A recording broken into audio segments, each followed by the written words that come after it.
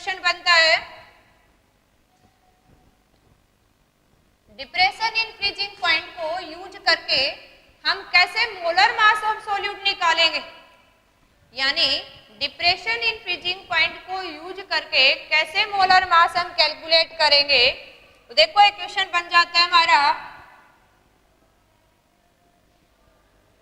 Find out molar mass of unknown known electrolyte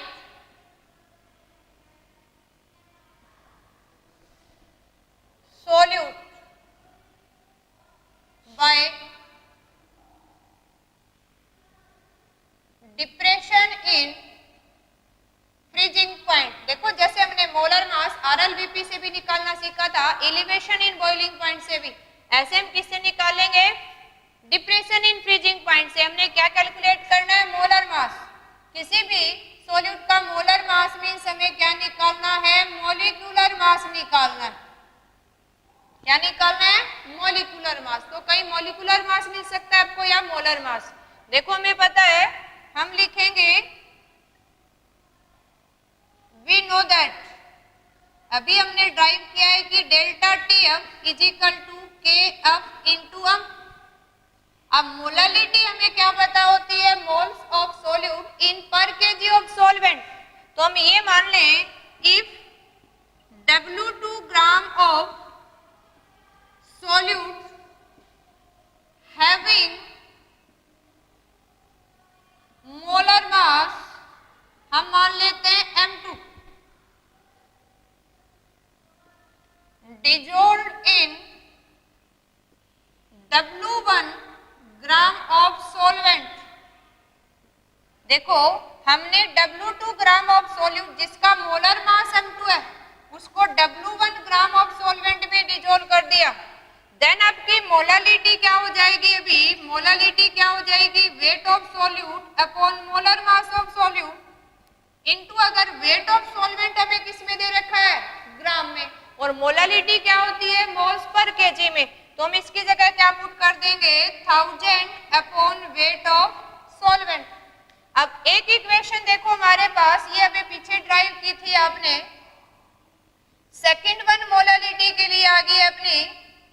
अगर second वाली equation की value यहाँ मोलालिटी में हम यहाँ पुट कर दें तो अपने पास एक नई इक्वेशन आ जाएगी, और वो क्या होगी, देखो delta T F equal to K F. अब इस मोल एम मोलालिटी की वैल्यू पुट कर देते हैं हम, और वो क्या है हमारे पास, W2 यानी weight of solute upon molar mass of solute into 1000 upon weight of solvent. अब डिप्रेशन से निकालना है, हमें क्या चाहिए, मोलर मास या मॉलिक्यूलर मास ऑफ सॉल्यूट। तो इसको रीअरेंज करके हम लेफ्ट में ले लेते हैं, हमें हमारे पास क्या आ गया, M2 molar mass of solute, ये KF वेट ऑफ सॉल्यूट, यहाँ ले लेते हैं delta TF depression in freezing point into 1000 upon weight of solvent. और ये हमारे पास एक मोस्ट इंपोर्टेंट फॉर्मूला बन गया है, जिसके ऊपर जनरली एग्जाम में क्वेश्चन बनता है कि मॉलिक्यूलर मास निकालो, मोलर मास निकालो। तो ये हमने अच्छे से ध्यान रखना है। ओके स्टूडेंट, देखो अभी मोलर मास के ऊपर और डिप्रेशन इन फ्रीजिंग पॉइंट पे एक न्यूमेरिकल सोल्व करके देखते हैं हम।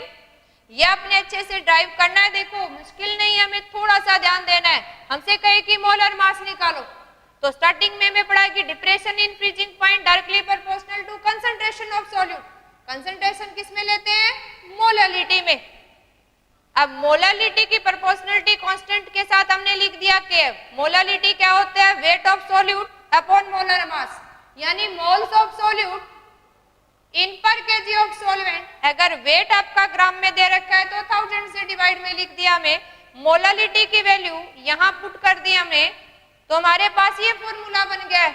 हमें चाहिए मोलर मास, मोलर मास को लेफ्ट में ले आए, डिप्रेशन को किस में ले गए, राइट में, डिनोमिनेटर में। तो हमारे पास एक फॉर्मूला बन गया है for finding the molecular mass और molar mass of unknown solute. Okay, देखो न्यूमेरिकल करके देखते हैं अभी।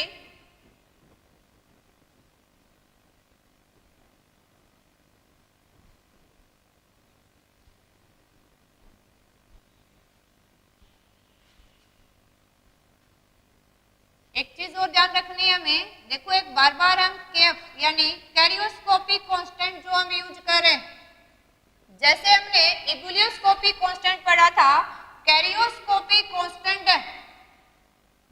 कैरियोस्कोपिक कांस्टेंट भी किस पे डिपेंड करता है? Depend upon nature of solvent, कि आपने सॉल्यूशन बनाने के लिए कौन सा सॉल्वेंट यूज किया। अब कौन सा सॉल्वेंट है उसी के बेसिस पे इसकी केएफ की वैल्यू डिपेंड करती है, चाहे आपकी कंसंट्रेशन ऑफ सॉल्यूशन कुछ भी हो, कौन सा सॉल्यूट भी आपने यूज कर रखा हो, लेकिन ये किस पे डिपेंड करता है? नेचर ऑफ सॉल्वेंट पे। जैसे हम फॉर एग्जांपल लिखें value of KF for water, अगर वाटर को हम सॉल्वेंट की तरह यूज करेंगे तो हमारे पास केएफ की वैल्यू कितनी हो जाएगी? जो हमारे पास केएफ की वैल्यू है ये रहेगी 1.86 केल्विन केजी पर मोल। अगर हम केएफ की वैल्यू देखें किसके लिए, अगर हमने बेंजीन हेजेस सॉल्वेंट यूज कर लिया तो इसकी वैल्यू चाहे कितनी कंसंट्रेशन ऑफ सॉल्यूशन है वो कितनी रहेगी आपकी? 5.12 केल्विन केजी पर मोल। बाकी आपने ये क्रम नहीं करनी है, किसी भी न्यूमेरिकल में हमें गिवन मिलेगी, लेकिन ये बताने का एक मकसद यही था कि अगर हमें कई बार दो न्यूमेरिकल जोड़ देते हैं, एक कंसंट्रेशन से हम केएफ की वैल्यू निकालेंगे, सेकंड डाटा में उसको पुट करके वहां से वेट मोलर मास पूछ सकता है, इसलिए ध्यान रखेंगे कि केएफ की वैल्यू जैसे केबी की हमने निकाली थी यानी इबुलियोस्कोपिक कांस्टेंट की, ऐसे कैरियोस्कोपिक कांस्टेंट की वैल्यू भी किस पे डिपेंड करेगी? नेचर ऑफ सॉल्वेंट पे। जैसे हम एग्जांपल ले, किसी को भी हमने एक्वा सॉल्यूशन बना रखा है, एक्वस मींस वाटर के अंदर डिसॉल्व करके, उसमें अपनी केएफ की वैल्यू हमेशा कितनी रहेगी? 1.86। अगर हमने बेंजीन में डिसॉल्व कर रखा है तो कितनी हो जाएगी? 5.12 केल्विन केजी पर मोल्स। ऐसे बाकी क्रम नहीं करना है, बस इतना ध्यान रखना है ये नेचर ऑफ सॉल्वेंट पे डिपेंड करती है। अगर कोई भी सॉल्यूशन में आपने सॉल्वेंट सेम ले रखा है तो केएफ की वैल्यू क्या रहेगी? सेम रहेगी। अब देखो छोटा सा न्यूमेरिकल करके देखते हैं हम। जैसे फर्स्ट हम न्यूमेरिकल करते हैं जिसमें हमें गिवन है, मान लो हमें कह रहा है 45 ग्राम ऑफ इथाइलिन ग्लाइकोल। क्या है? 45 gram of ethylene glycol dissolved in 600 gram of water. That means हम एक्वा सॉल्यूशन बना रहे हैं। क्या बना रहे हैं? Aqua solution. हमें कह रहा है फाइंड आउट, फर्स्ट वन हमें फाइंड आउट करना है depression in freezing point of solution, second one find out करना है हमें फ्रीजिंग पॉइंट ऑफ सॉल्यूशंस। हमें कह रहा है if KF for water is 1.86 kelvin KG पर मोल। अब ये देखो हमें कई बार डाटा में दे भी देते हैं, नहीं हम इसका मोलर मास कैलकुलेट कर लेंगे, या हमें कहे कि हमारे पास इथाइलिन ग्लाइकोल है, कार्बन का 12 होता है, तो हम यहाँ कैलकुलेट कर लेंगे अगर फॉर्मूला दे रखा है। अगर मोलर मास हमें चाहिए, कार्बन का 2 एटम है, एक का कितना होता है? 12। फिर हम प्लस करेंगे, हाइड्रोजन 6 है, एक का होता है 1। ऑक्सीजन कितने हमारे पास? 2, एक का कितना है? 16। और इसको अगर हम सम अप करके लिखेंगे तो अपने पास वैल्यू आ गई है 62 ग्राम पर मोल। कई न्यूमेरिकल में हमें मोलर मास गिवन भी मिल जाएगा, नहीं हमें अगर फॉर्मूला मिलेगा तो हर एटम के मास को सम अप करके कैलकुलेट कर सकते हैं। ओके, देखो अब हमें एक निकालना है डिप्रेशन इन फ्रीजिंग पॉइंट, एक निकालना है फ्रीजिंग पॉइंट ऑफ सॉल्यूशन। अब सबसे पहले हमें क्या करना है, जब भी कोई न्यूमेरिकल हम सोल्व कर रहे हैं सबसे पहले आपने लिखना है कि गिवन क्या दे रखा है हमें। देखो कह रहा है कि 45 ग्राम ऑफ इथाइलिन ग्लाइकोल, ये 45 है, ये 600 है, कम है वो है वेट ऑफ सोल्यूट दे रखा है यहाँ, और वेट ऑफ सोल्यूट कितना है 45 ग्राम। हमने मोलर मास ऑफ सोल्यूट अभी कैलकुलेट कर लिया, कितना आया है 62 ग्राम पर मोल। ओके, अब हमें दे रखा है 600 gram of water, that mean 600 क्या है weight of solute, that is 600 ग्राम। अब हमें केएफ की वैल्यू भी प्रोवाइड है 1.86 केल्विन केजी पर मोल। अब निकालना क्या है हमें डेल्टा टीएफ। तो देखो अभी डेल्टा टीएफ के लिए हमारे पास क्या फॉर्मूला था, KF into weight of solute upon molar mass of solute into 1000 upon weight of solvent। अब हमारे पास देखो ये सारे चारों डाटा है, इसको न्यूमेरिकल में पुट कर देते हैं। अभी केएफ की वैल्यू हमारे पास ये पुट कर देते हैं 1.86। ओके, वेट ऑफ सोल्यूट हमें दे रखा है 45, ये भी पुट कर दिया, 1000 m यू का यू। अब हमें दे रखा है मोलर मास ऑफ सोल्यूट, ये भी पुट कर देते हैं M2 की वैल्यू। हमें दे रखा है वेट ऑफ सोल्वेंट W1 कितना 600 ग्राम। अब देखो इसको सोल्व आउट करेंगे हम तो हमारे पास क्या आ जाएगा डिप्रेशन इन फ्रीजिंग पॉइंट, और ये डिप्रेशन इन फ्रीजिंग पॉइंट कितना मिलेगा हमें 2.25 केल्विन। देखो इसको सोल्व आउट करना है, डेसिमल को हम कैंसिल करेंगे यहाँ से, तो अपना सोल्व आउट करके कितना आ जाएगा 2.25 केल्विन। तो हमारा ये फर्स्ट वन न्यूमेरिकल सोल्व हो गया है, जिसमें हमने क्या निकाल लिया है depression in freezing point, delta TF कितना आ गया 2.25 केल्विन। अब सेकंड वन न्यूमेरिकल हमने सोल्व करना है फ्रीजिंग पॉइंट ऑफ सॉल्यूशन निकालो। अब फ्रीजिंग पॉइंट ऑफ सॉल्यूशन क्या होता है, जैसे हमने स्टार्टिंग में निकाला था कि delta TF equal to T dot F minus TF. अब हमें टीएफ की वैल्यू निकालनी है, जो चीज हमें कैलकुलेट करनी है उसको लेफ्ट में ले लेते हैं, तो अपने पास हो जाएगी TF equal to T dot F minus T delta F. अब टी डॉट एफ हमें पता है क्योंकि हमारा यहाँ पे सोलवेंट क्या है वाटर है, और फ्रीजिंग पॉइंट ऑफ वाटर अगर हम बात करें तो हमें वैल्यू पता है कितना है 273.15 केल्विन अगर एक्यूरेट लिखें। अब हम टी नॉट जो एफ है यानी प्योर सॉल्वेंट का फ्रीजिंग पॉइंट है उसकी वैल्यू हम पुट कर देते हैं 273.15, और depression in freezing point delta TF कितना आ गया अपने पास 2.25 केल्विन। इसको माइनस करके हम लिखेंगे तो अपने पास वैल्यू कितनी आ गई है 270.9 केल्विन। और ये क्या मिल गया हमें डाटा, जो सेकंड वन सोल्व आउट करना था फ्रीजिंग पॉइंट ऑफ सॉल्यूशंस।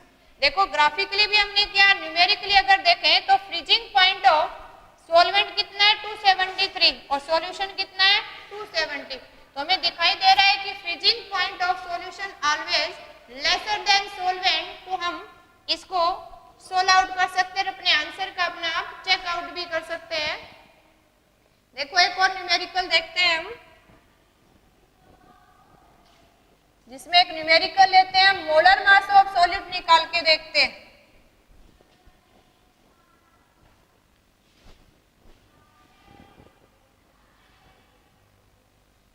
देखो मैं न्यूमेरिकल मान लो दे रखा है अभी, if 1 gram of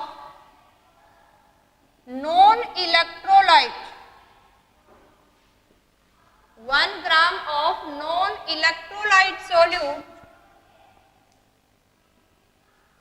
dissolved in किसके अंदर डिजोल्व किया है 500 ग्राम ऑफ बेंजीन में, सॉरी हम ले लेते हैं थोड़ा कम अमाउंट ले लेते हैं 50 ग्राम ऑफ बेंजीन ले लेते हैं, चलो क्योंकि हमने इलेक्ट्रोलाइट का भी कम ले रखा है, इसका सॉल्यूट का 1 ग्राम नॉन इलेक्ट्रोलाइट सॉल्यूट लिया है, किसके अंदर डिजोल्व किया हमने 50 ग्राम बेंजीन के अंदर। इसकी वजह से क्या हो गया that lower it's freezing point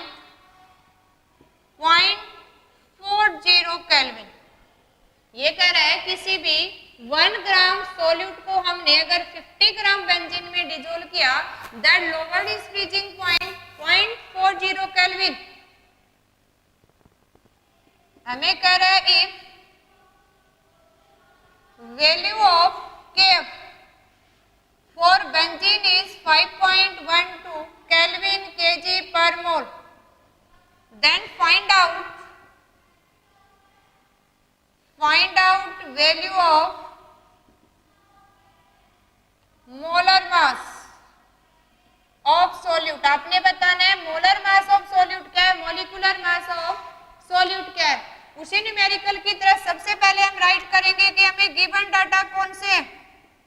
देखो हमें दे रखा है 1 ग्राम ऑफ सोल्यूट, यानी वेट हमें प्रोवाइड है, हमने मोलर मास यहाँ कैलकुलेट करना है। नेक्स्ट वन कह रहा है 50 ग्राम बेंजीन, यानी हमें क्या दे रखा है, वेट ऑफ सोलवेंट दे रखा है। अब हमें यहाँ क्या दे रखा है कि लोअर इन फ्रीजिंग पॉइंट यानी depression in freezing point. Lower का मीनिंग ही क्या है, कितना डिक्रीज हो गया। अब डिक्रीज दे रखा है, वो कितना दे रखा है 0.40 केल्विन। अब इसी के अनुसार देखो हमें केएफ की वैल्यू भी प्रोवाइड है, तो हम निकाल सकते हैं। देखो रीअरेंज करके भी एक फॉर्मूला निकाला था हमने मोलर मास के लिए, KF into weight of solute upon depression in freezing point into 1000 upon weight of solvent. अब देखो ये डाटा हमारे पास है, तो हम मोलर मास निकाल सकते हैं। और क्या वैल्यू आ जाएगी, देखो भी अगर फॉर्मूले में पुट करें, केएफ की वैल्यू हमारे पास है 5.12, वेट ऑफ सोल्यूट हमारे पास है 1, हमारे पास 1000 यू का यू राइट कर सकते हैं। फिर हमारे पास डिप्रेशन इन फ्रीजिंग पॉइंट की वैल्यू दे रखी है 0.40 केल्विन, और वेट ऑफ हमें क्या दे रखा है, सोलवेंट, दैट इज 50 ग्राम।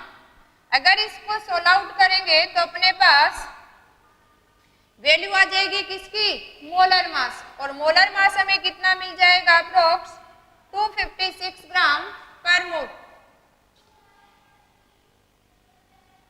देखो हमने सोल आउट कर लेना है इसको, और हमें value molar mass of solute कितनी मिल गई है, 256 ग्राम पर मोल। लेकिन न्यूमेरिकल को टू द पॉइंट सोल्व करना है। गिवन डाटा देखेंगे तो फॉर्मूला हमारे पास आ जाएगा कि क्या निकालना है, क्या गिवन है। गिवन वैल्यू को फॉर्मूले में पुट करेंगे, उसको सोल आउट करके हमें क्या मिल जाएगा, जो अननोन टर्म है जो हमसे न्यूमेरिकल में पूछा गया है। ओके स्टूडेंट, ये हमने न्यूमेरिकल सोल आउट किए हैं।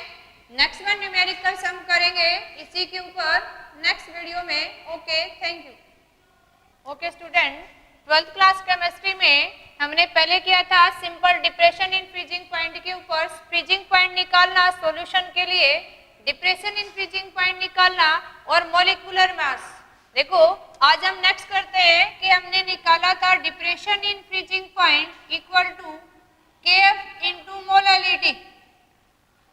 हमने डिप्रेशन इन फ्रीजिंग पॉइंट को सोल आउट कर लिया है, वैल्यू ऑफ केएफ निकालना सीख लिया है। लेकिन अगर हम कंपटीशन की बात करें तो जनरली कंपटीशन में क्वेश्चन पुटअप होता है एक यूनिट को दूसरे यूनिट से जोड़ के, तो हम यहाँ कंपटीशन व्यू से इसको सोल आउट करते हैं। अगर केएफ की वैल्यू यानी how can you calculate the value of KF from thermodynamics data, यानी find out value of KF from thermodynamic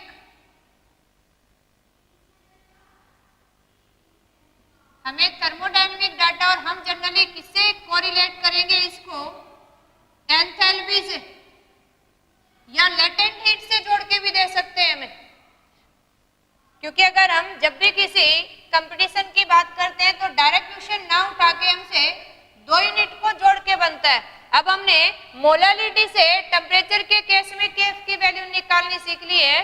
अब हम सीखते हैं कि थर्मोडायनेमिकली हमसे कैसे पूछ सकते हैं। तो थर्मोडायनेमिकली हम रिलेशन नोट डाउन कर लेते हैं कि वैल्यू ऑफ केएफ अगर हमें निकालनी है यानी कैरियोस्कोपिक कांस्टेंट की, तो हमारे पास एक फॉर्मूला आ जाएगा, और वो फॉर्मूला क्या होगा, हमारे पास R gas constant freezing point of pure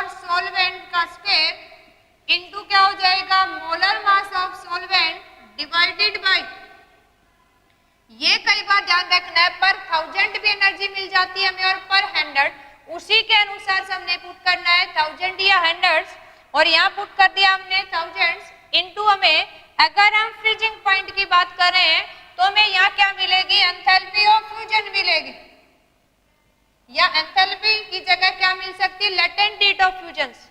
हमें मान लो यहाँ दे रखी है एंथैल्पी ऑफ फ्यूजन्स, तो अपना डाटा क्या हो जाएगा, ये एंथैल्पी ऑफ फ्यूजन्स। एंथैल्पी को किससे डिनोट करते हैं, कैपिटल एच से। तो हमने अपने कंपटीशन व्यू ऑफ एग्जाम से एक ये फॉर्मूला भी याद रखना है, कई बार हमें एंथैल्पी की वैल्यू दे रखी होती है और हमें क्या निकालना है, कैरियोस्कोपिक कांस्टेंट की वैल्यू पूछ लेते हैं। अब इसमें हमने ध्यान रखना है, देखो इस फॉर्मूले को यूज करके हम थर्मोडायनेमिकली कैसे value of KF find out करेंगे। इस डाटा के अंदर सबसे पहले हमें पता होना चाहिए, देखो ये ध्यान रखना है कि एंथैल्पी किसमें दे रखी, उसी के अनुसार आर की वैल्यू पुट करेंगे। आर हमारे पास क्या है, गैस कांस्टेंट है, और गैस कांस्टेंट की वैल्यू हमारे पास एक कांस्टेंट टर्म है तो फिक्स है, लेकिन ध्यान रखना है कि एंथैल्पी की वैल्यू जूल में दे रखी है, तो हम आर की वैल्यू पुट करेंगे यहाँ पे 8.314 जूल, और किसके टेम्परेचर को किस में लेते हैं, केल्विन में। तो हम क्या लिखेंगे, जूल पर केल्विन पर मोल, यानी कंसंट्रेशन की अगर हम बात करें, अमाउंट ऑफ सॉल्यूट की बात करें तो मोल में मेजर करते हैं, इसलिए गैस कांस्टेंट की वैल्यू हम कितनी पुट करेंगे, 8.314 जूल पर केल्विन पर मोल। अगर हमें एंथैल्पी किस में दे रखी है, कैलोरी में, तो हम इसकी वैल्यू कैलोरी में पुट करेंगे, और आर की वैल्यू वैसे तो कितनी होती है 1.97, लेकिन 1.97 की जगह हम सीधा क्या पुट करेंगे, अपने न्यूमेरिकल को इजीली सोल्व आउट करने के लिए उसको प्रिसाइज कर लेते हैं, 1.97 को हम 2 पुट करेंगे हमेशा न्यूमेरिकल में, और कैलोरी में क्या वैल्यू हो जाएगी, जूल की जगह अपनी कैलोरी, और अगर हम टेम्परेचर की जगह कहें कि पर डिग्री हमें दे रखा है तो क्या हो जाएगी, केल्विन पर डिग्री पर मोल, क्योंकि टेम्परेचर हमें डिग्री सेल्सियस में मिल सकता है, केल्विन में है तो केल्विन में पुट कर देंगे केल्विन, कैलोरी पर केल्विन पर मोल, और डिग्री में है तो डिग्री में पुट कर देंगे। ये हमें ध्यान रखना है, ये वैल्यू कब पुट करनी है हमें, जब आपको एंथैल्पी की वैल्यू किस में दे रखी है, जूल में। ये वैल्यू कब पुट करनी है, जब एंथैल्पी की वैल्यू हमें किस में दे रखी है, कैलोरी में। बाकी हमें पता है डाटा में यूज कर रहे हैं हम, M1 हमारे पास क्या है यहाँ पे, मोलर मास ऑफ सोलवेंट, आपने कौन सा सोलवेंट यूज किया उसका मोलर मास, T.F हम बार बार लिख रहे हैं, ये क्या है, freezing point of pure solvent, और जो हमें दे रखा है एंथैल्पी, अगर फ्रीजिंग की बात कर रहे हैं तो क्या होगी, enthalpy of fusion.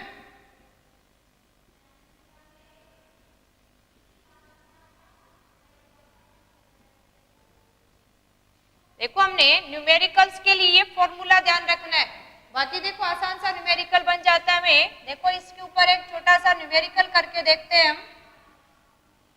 And that formula is important as a competition use.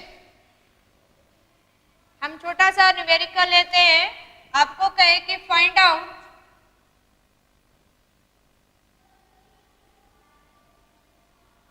Value of cryoscopic constant KF if हमें कह दिया latent heat of fusions, enthalpy of fusions हमें दे दी, इफ एंथैल्पी ऑफ फ्यूजन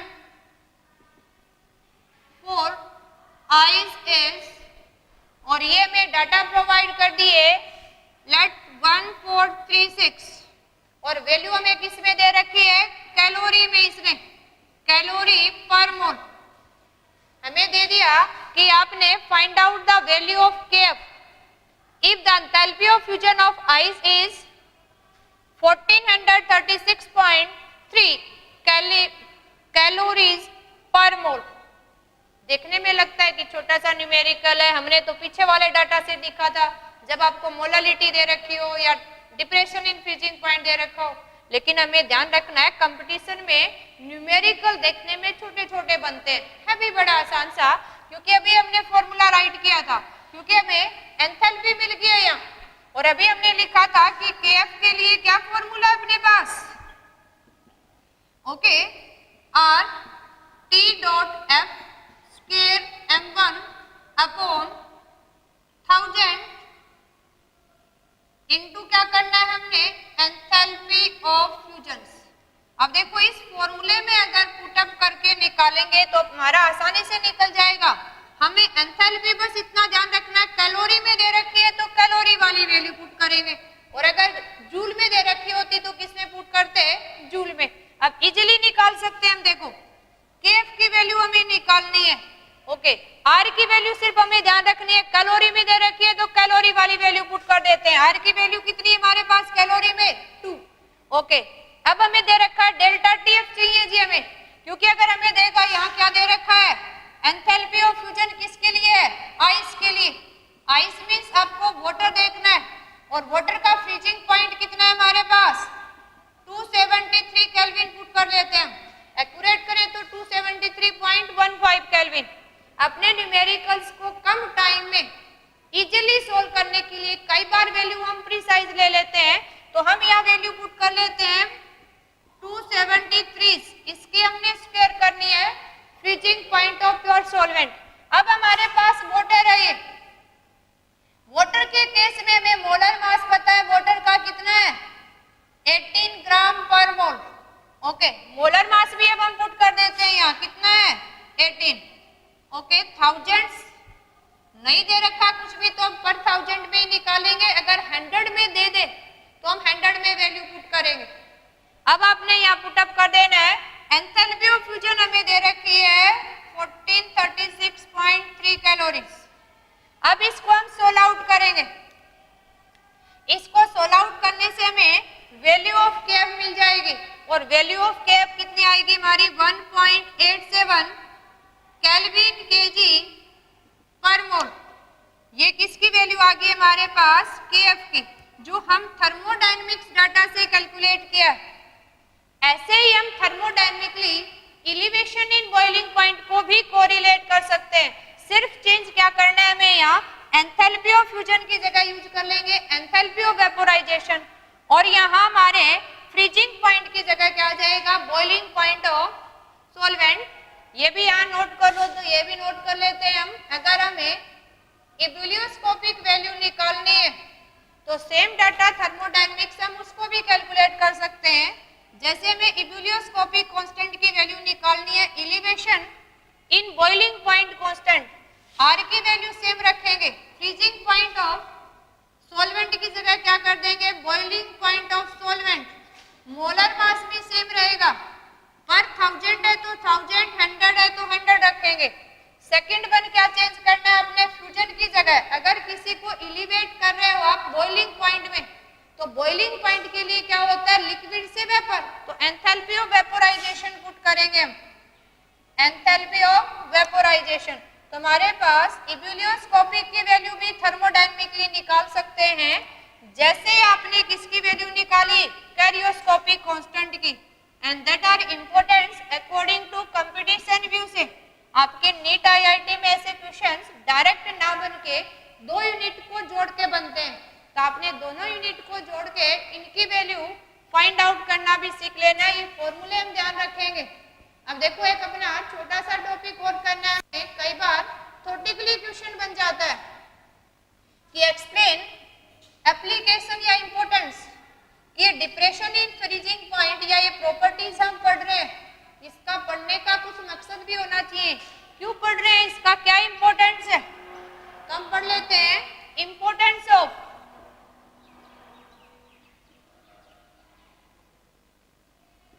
या हमसे कहे कि application of depression in freezing point, इसकी एप्लीकेशन क्या है, यूजेज क्या है, हमने इनकी इंपॉर्टेंस या एप्लीकेशन स्टडी करनी है। देखो हम देखते हैं इसकी इंपॉर्टेंस बहुत ज्यादा है, और कहाँ है, जैसे हम की बात करें या हाई एल्टीट्यूड्स जो हिली एरियाज है, उनको विंटर के अंदर, जो विंटर सीजन में है, वहां बहुत स्नोफॉल होती है। स्नोफॉल होगी तो टेम्परेचर डिक्रीज हो जाता है, और टेम्परेचर डिक्रीज हो जाएगा तो जितनी भी ऑटोमोबाइल्स गाड़ियां चलती है उसकी रेडिएटर में वाटर फ्रीज हो जाएगा। उसमें फ्रीजिंग पॉइंट को डिप्रेस करने के लिए एंटी फ्रीज सब्सटेंस यूज करते हैं। और एंटी फ्रीज सब्सटेंस क्या है, देखो फर्स्ट वन, इसकी एप्लीकेशन क्या लिखेंगे हम, use of anti freezing substance in cold places. Anti freeze substance का हम यूज करते हैं, जैसे हम ये कहें इथाइलिन ग्लाइकोल एडेड इनटू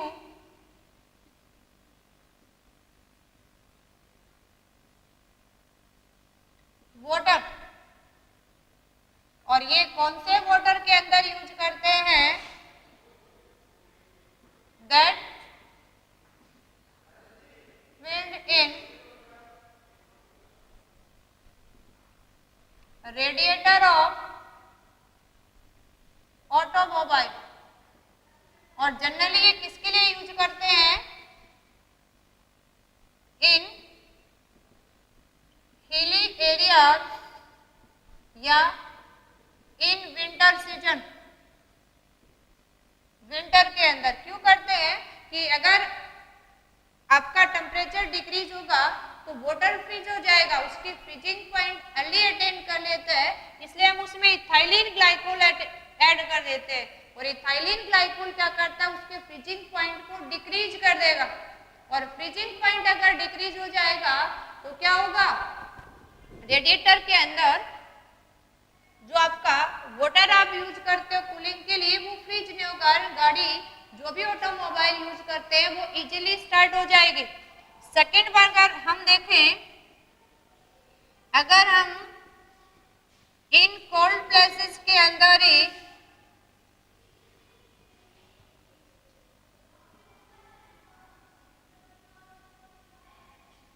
जो रोड के ऊपर आइस जमा हो जाती है उसमें क्या करते हैं, in cold places anti freeze substance used to melt ice on road। अब रोड के ऊपर जो आइस जमा हो जाती है उसको मेल्ट करने के लिए एंटी फ्रीज सब्सटेंस यूज करते हैं। किसके लिए, फॉर मेल्टिंग द आइस या for clearing the road, road को साफ करने के लिए। अब हमारे माइंड में क्वेश्चन बनता है कि एंटी फ्रीज सब्सटेंस क्या है। एंटी फ्रीज सब्सटेंस वो है that lower the freezing point of a solvent, या हम कहें गिवन सब्सटेंस। जैसे एंटी फ्रीज सब्सटेंस के लिए यूज करते हैं कॉमन साल्ट सोडियम क्लोराइड या कैल्शियम क्लोराइड। सोडियम क्लोराइड क्या करता है, अगर सोडियम क्लोराइड को आपने वाटर के साथ मिक्सचर बना लिया एक इनका, पार्टिकुलर कंसंट्रेशन पे पार्टिकुलरली डिक्रीज कर देता है। अगर हम अप्रोक्स कंडीशन लेके देखें तो जैसे ही आपने वाटर के अंदर कॉमन साल्ट NaCl मिक्स कर दिया, that decrease the freezing point up to -20 degree Celsius, यानी -20 डिग्री सेल्सियस तक वाटर को फ्रीज नहीं होने देगा। और जैसे ही हम आइस के ऊपर इसको स्प्रेड अप कर दें तो -20 डिग्री सेल्सियस तक क्या करेगा, वाटर को लिक्विड स्टेट में रखने की कोशिश करेगा। देखो बड़े काम की चीज है, इसको ऑल्टरनेट फॉर्म में ही पढ़ेंगे। ऐसे जितनी भी कोल्ड कंट्रीज हैं फॉरेन्स के अंदर, जैसे ही स्नोफॉल होती है तो अपने रोड के ऊपर वो कैल्शियम कार्बन जो क्लोराइड है पाउडर स्प्रेड कर देते हैं। और कैल्शियम क्लोराइड पाउडर जैसे ही मिक्सअप होकर एक मिक्सचर बना रहा है and that mixtures boil up. Okay sorry, हम पढ़ रहे हैं फ्रीजिंग पॉइंट। जो कैल्शियम क्लोराइड जब वाटर के अंदर मिक्सअप कर देते हैं पर्टिकुलर कंसंट्रेशन का मिक्सचर बन जाता है and that mixture freeze up to -55 degree Celsius.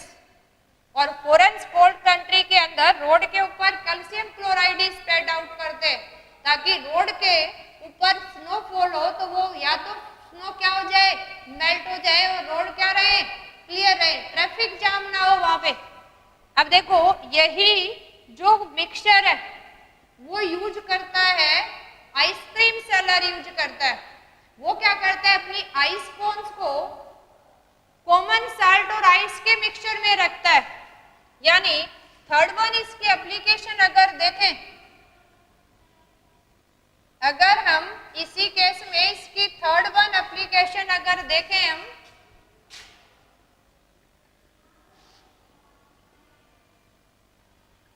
जो भी आइसक्रीम सेलर है वो क्या करता है, use common salt ice mixture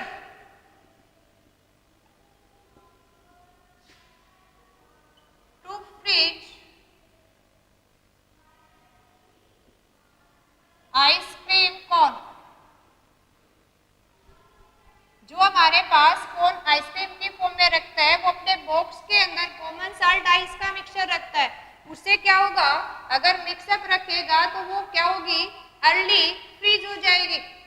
हम देखते हैं कि पूरी समर सीजन के अंदर मई जून के महीने में देखते हैं बाहर बहुत गर्मी होती है, लेकिन आइसक्रीम जो सेलर होता है एक बॉक्स में वो आइसक्रीम को रखता है, उसकी मेल्टअप नहीं होती है। उस बॉक्स के अंदर वो क्या रखता है, कॉमन साल्ट आइस का मिक्सचर रखता है। और उस कॉमन साल्ट आइस के मिक्सचर की वजह से इवन सराउंडिंग में 40-45 डिग्री सेल्सियस टेम्परेचर है, फिर भी उसकी आइस किस में रहती है, सॉलिड फॉर्म में। तो ये क्या करता है, लोअर द फ्रीजिंग पॉइंट, यानी लोअर टेम्परेचर पे अगर वो टेम्परेचर को -20 तक ले जाता है तो उसको नॉर्मल 0 डिग्री तक पहुंचने में भी टाइम लगता है। इसलिए आइसक्रीम सेलर भी क्या यूज करता है, कॉमन साल्ट आइस मिक्सचर को यूज करता है। एक और देखो अपना जनरल सा कॉमन आंसर है। हम देखते हैं कि अंटार्कटिका के ऊपर या कई बार पूरी की पूरी रिवर क्या हो जाती है, फ्रीज हो जाती है, ग्लेशियर में कन्वर्ट हो जाती है। फिर अपने इतने बड़े बड़े ओशियंस हैं वो क्यों नहीं फ्रीज होते, उसके पीछे भी क्या रीजन है, जनरली क्वेश्चन बन जाता है, व्हाई सी और ओशियन वाटर नॉट फ्रीज, वो पानी जमता क्यों नहीं, आइस में कन्वर्ट क्यों नहीं होता है। तो इसके पीछे भी अपने पास एक रीजन है। क्या रीजन है कि हमारे पास सी वाटर या ओशियंस वाटर है, कंटेन लॉट ऑफ साल्ट, उसके अंदर सोडियम क्लोराइड, पोटेशियम क्लोराइड, बहुत सारे साल्ट है। और इन साल्ट की वजह से क्या हो गया है, डिप्रेशन इन फ्रीजिंग पॉइंट, क्या हो गया, डिप्रेशन इन फ्रीजिंग पॉइंट हो गया है वाटर का। यानी ये भी बड़ा एक अच्छा सा क्वेश्चन है जो माइंड में बार बार आ जाता है कि पूरी जैसे ठंडा होता है, लेकिन इसके पीछे एक रीजन और भी है कि समुद्र का या महासागरों का पानी क्यों नहीं जमता है। एक तो एक उसमें बहुत सारा साल्ट डिजोल है, साल्ट डिजोल होने की वजह से उसका फ्रीजिंग पॉइंट डिप्रेस्ड हो गया है और इतना लोअर टेम्परेचर अटेन नहीं कर पाते हैं कि सेकेंड वन रीजन इसका हम ये भी कह सकते हैं, कंटिन्यूअस फ्लो ऑफ विंड, यानी वहां एक्सचेंज ऑफ एयर होती रहती है। मान लो ओशियंस के अंदर वाटर है, वहां से एयर ब्लो करती रहती है और एयर की कंटिन्यूटी से वाटर के अंदर वार्म और कोल्ड एयर का एक चक्कर बन जाता है, जिसकी वजह से टेम्परेचर क्या रहता है, मेंटेन रहता है। तो ये अपनी क्या थी, एप्लीकेशंस, बहुत सारी एप्लीकेशंस हम स्टडी कर सकते हैं। आपने मेनली इंपॉर्टेंस लिए याद रखना है कि फ्रीजिंग पॉइंट से रिलेटेड डिप्रेशन का यूज करते हैं। जैसे ही नॉन वोलाटाइल सॉल्यूट ऐड करेंगे तो फ्रीजिंग पॉइंट में डिप्रेशन आ जाएगा, and that's are most important in our common lifes and also for in exams view. Okay, thank you student.